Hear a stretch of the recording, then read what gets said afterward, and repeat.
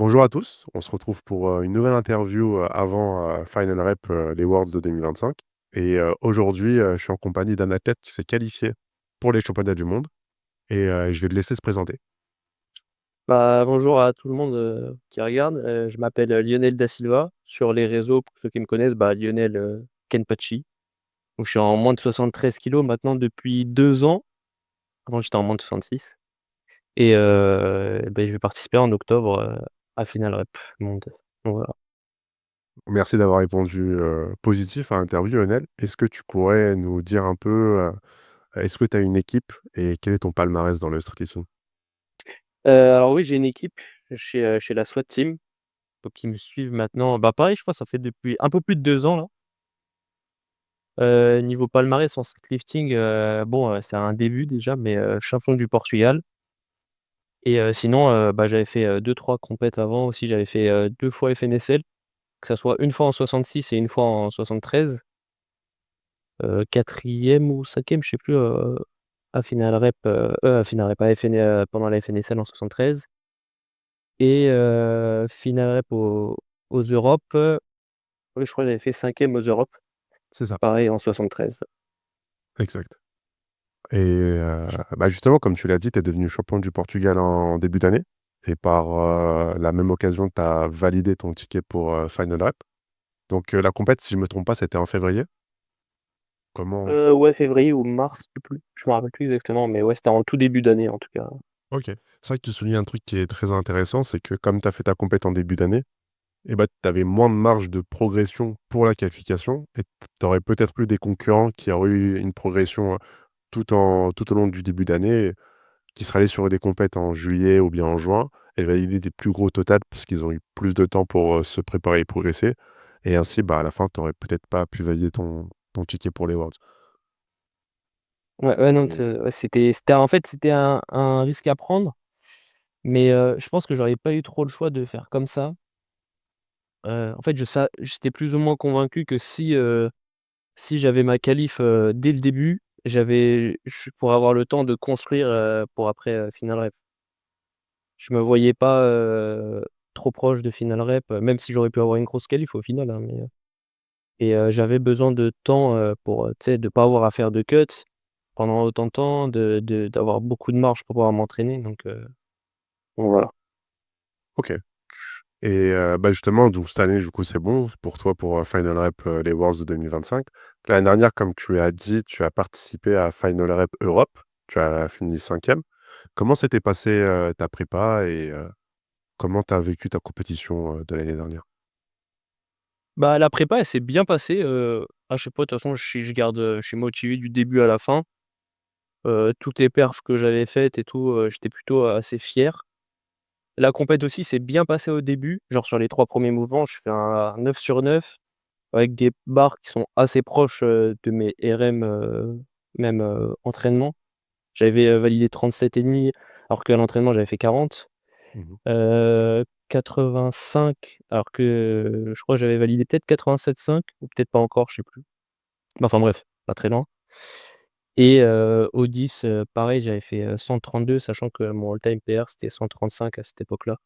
Donc on fait quelque chose quand même qui est, pas mal je trouve et juste, le fait en fait je pense d'avoir bien réussi la compète, je suis un peu sorti de la compète mentalement et sur le squat, même après sur la durée de la compète, ça m'a beaucoup fatigué et j'avais moins de nerveux. Donc je me suis fait un peu surprendre sur ma première barre et ça m'a mis moins en confiance, pardon, sur les suivantes, ce qui fait que j'ai pas pu sortir le squat que j'aurais pu sortir à cette compète.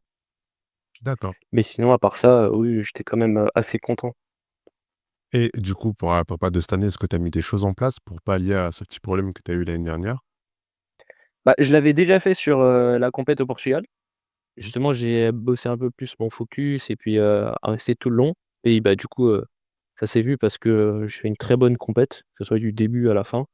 Je fais quelques erreurs techniques sur les premiers mouvements, heu, parce qu'après en fait, d'un côté, il y avait pas beaucoup de concurrence là-bas, même si dans tous les cas, il fallait valider un gros total, mais tu vois, sur des 3e barres, on a pris plus de risques, que nécessaire parfois et du coup, ce qui lui a fait, que j'ai raté, mes 3e barres sur, l'EMU et sur les tractions. Mais après sur le reste, on a tout validé, sans aucun problème, quoi.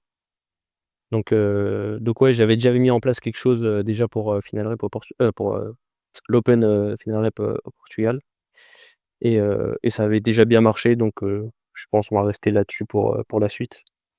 Magnifique, et ça a l'air encore de toujours bien marcher parce que là, récemment, sur les réseaux, tu nous as mis des gros lifts. 42,5 en muscle up, 90 en pull up, 145 au dips et 225 en squat. Tu as l'air en très, très grande forme. Est-ce que tu pas dans la forme de ta vie et tu vas pas nous sortir, des très grosses performances, dans un mois en Allemagne? Bah, je pense en fait, c'est ce que j'avais dit, le fait d'avoir, parié, sur mettre une qualif le plus tôt possible. Je mets pas de cut pendant, je sais pas, je crois que j'avais 8 mois de prépa, un truc comme ça, où je fais pas de cut, je suis pas en diète, c'est-à-dire qu'en termes de bouffe, je mange juste mes apports et tu sais, tu te fais plaisir à côté, donc c'est-à-dire que tu poses ton cerveau, tu vas à l'entraînement, tu fais ta prog, comme il se doit. Bah, j'étais bien épanoui et du coup, je pense que c'est ça qui fait que, bah, les perfs, elles ont tout de suite, monté, que ça soit en MU, que ça soit en traction. Traction qui j'ai bien stagné pendant un moment et pourtant là, justement, ça commence à revenir. Enfin, c'est déjà revenu mais, c'est en pleine pente et même sur le dip, ça m'a fait exploser, sur le squat, donc ouais, pari risqué mais, approuvé quoi, du coup. Carrément. Et bah, cette année en Allemagne, tu vas retrouver, le champion national, Johan Mmh. de France.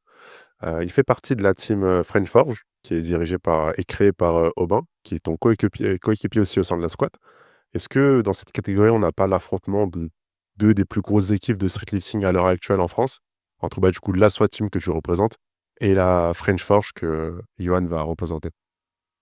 Ouais, non mais c'est sûr, hein, ça va être, je pense ça va être sympa, ça fait un beau duel et puis, bah, après Jojo c'est mon gars donc, mais, ouais j'ai très hâte de voir ce que ça va donner. Je pense que ça va être, serré, ça va faire une belle bataille puis, on verra bien, hein. Est-ce que tu as peut-être, un petit pic à lui envoyer, avant la compète? Ah, ça serait bien qu'il valide plus que mon opener en muscle up, puis voilà. Après il pourrait dire pareil pour les dips, mais on va rester là-dessus. Et bah, en parlant d'en bas aussi, lui, il monte en moins de 80, cette année.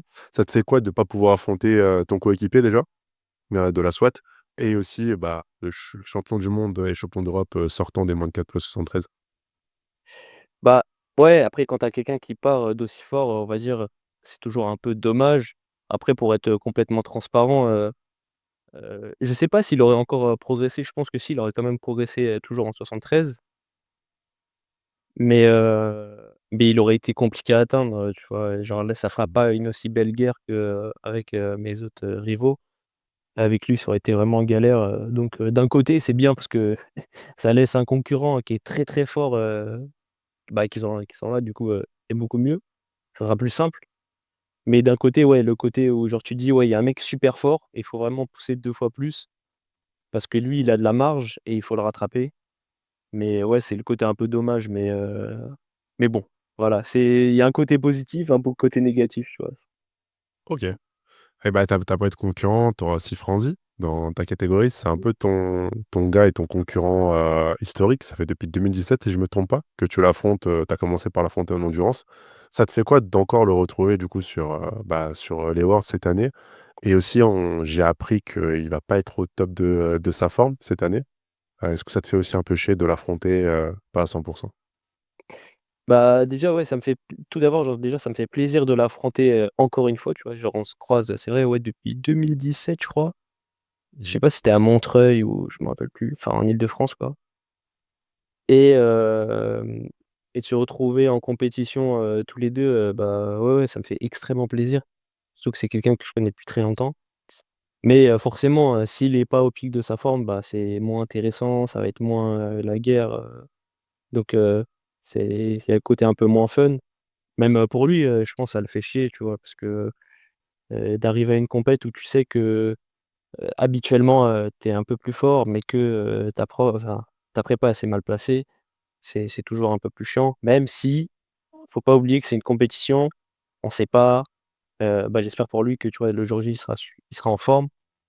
On sait pas ce qui peut arriver, tu vois? Ça peut être, moi qui suis pas en forme, ça peut être un autre, enfin, je veux dire, donc je minimise, personne, tu vois? Même si lui, ça s'est mal passé, ça se trouve, c'est celui qui sera le plus choquant, on peut pas savoir.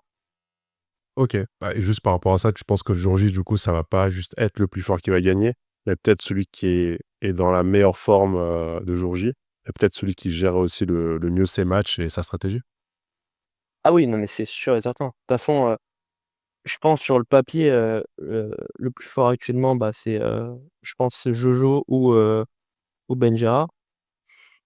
Pas forcément de tu vois, de 20 kilos, hein, mais je pense sur le papier, c'est ça. Maintenant, il faut voir, tu sais, la forme du jour, faut voir si, les standards, ils sont, respectés, faut voir tout ça et plus, ouais, la version, enfin, la stratégie pendant le match et tout, ça va jouer énormément et donc c'est justement, une compétition, c'est là où tu vois vraiment, un vrai athlète, je pense, donc parce que fort à l'entraînement et fort en compète, c'est 2 choses différentes et en plus, on le voit tous les jours, hein. Carrément, carrément et en plus, là, tu as parlé de Benjart, c'est ton un de tes concurrents, donc c sur le papier, il a le plus gros total. Il l'a fait pendant l'Open de Santiago, parce que c'est un Chilien. Franchement, ça fait plaisir de voir des athlètes de l'international et pas seulement européens qui commencent à sortir des gros totaux. Toi, qu'est-ce que ça te fait de voir ça? Est-ce que ça te booste à repousser tes limites, à mettre beaucoup plus d'intensité dans tes, entraînements? Bah, en fait, au niveau des entraînements, ça va rien changer pour moi, dans le sens où je me suis toujours entraîné, tu vois, à 200 en y allant à fond, donc ça va pas changer grand-chose. Mais d'un autre côté, tu vois, quand tu es sur les réseaux ou quoi, ou puis même quand tu es en compète, c'est sympa parce que genre tu as pas juste, tu sais, une KT, on va dire, un peu moins remplie. Tu as vraiment, tout le monde, qui est très, très fort et donc ça, ouais, ça va te motiver, on va dire, quand tu vas traîner sur les réseaux, et puis genre là, tu sais que, chaque mec, potentiellement peut te coûter une place, quoi. Ouais, donc tu pas forcément le droit à l'erreur, enfin, t'as pas beaucoup de marge. Ouais, c'est ça. Et bah, justement, est-ce que toi, tu as un total, dans ton viseur ou bien des perfs en particulier sur, certains mouvements? Ou juste, toi, tu vas venir le jour J dans la forme dans laquelle tu vas être et te donner à 100 et peu importe, le total ou les perfs que tu vas avoir, plus important, ça va être de rester focus sur toi et d'appliquer ton game plan? Ouais, je pense, en vrai, le plus important, ça va être faire, un 12/12, un bon match. Heu et quelque chose que j'aimerais bien, je pourrais pas dire le contraire, faire plus de 40 en MU et valider un 500 de total, quoi. C'est 2 trucs que j'aimerais bien, mais c'est pas non plus, tu vois, si je fais un très gros total et que je fais 12/12, ce sera vraiment pour moi l'objectif numéro un, quoi. Enfin, c'est le plus important pour moi à accomplir.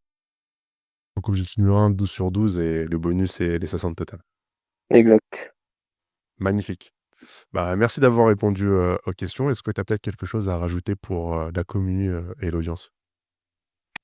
Bah, écoute, non, rien de spécial, je suis très content, d'avoir fait l'interview, puis même pour, streetlifting, .fr. Je trouve, c'est vraiment un média qui change un peu, on voit un peu d'autres aspects, on voit les athlètes, un peu plus, on va dire, en profondeur qu'on voit en compétition. Puis même, pour les gens qui ont pas l'habitude, d'aller en compète ou quoi, on voit la pensée de chacun et je trouve, c'est pas mal. Donc voilà. Merci. Ouais, grave cool et justement, juste pour clôturer par rapport aux compétitions, est-ce que tu aurais un petit mot à dire à des gens qui hésiteraient un peu d'aller faire des compétitions parce qu'ils pensent qu'ils ont pas le niveau? Bah, justement, je pense que même si, parce que si tu attends toujours d'avoir le bon niveau, en fait, tu vas jamais y aller en compète. Et je sais que le niveau actuel et les réseaux font peur, dans le sens où tu te dis: «Waouh, j'ai pas du tout le niveau, c'est impossible, ils sont beaucoup trop forts». Alors que moi, à l'époque où j'ai commencé, en fait, bah, on commençait tous. Du coup, en fait, la question, elle se posait pas, tu y allais forcément presque et je pense que c'est ce qui fait qu'aujourd'hui, j'ai pas mal d'expérience quand même, plus en street workout qu'en streetlifting. Mais c'est ce qui fait que tu vas te forger, que tu vas justement, tu vas augmenter ta motivation parce que tu vas avoir des gens de ton niveau. Donc non, ouais, je pense que c'est vraiment important, si tu veux évoluer dans ce sport en tout cas, de faire des compètes et pas avoir peur de pas être au niveau, de toute façon, si tu attends, ouais, tu t'en feras jamais, donc autant se lancer. Magnifique, merci pour ces belles paroles. Moi, de mon côté, je te souhaite une très bonne fin de prépa, une très bonne compète le Merci. jour J. Nous, de rien. Nous, on sera là en Allemagne pour te voir, briller, on espère et je te souhaite sincèrement de faire ton 12/12, d'avoir ton 500 total et de te voir sur le podium. Parfait, bah, merci à toi. De rien, merci, salut. Salut.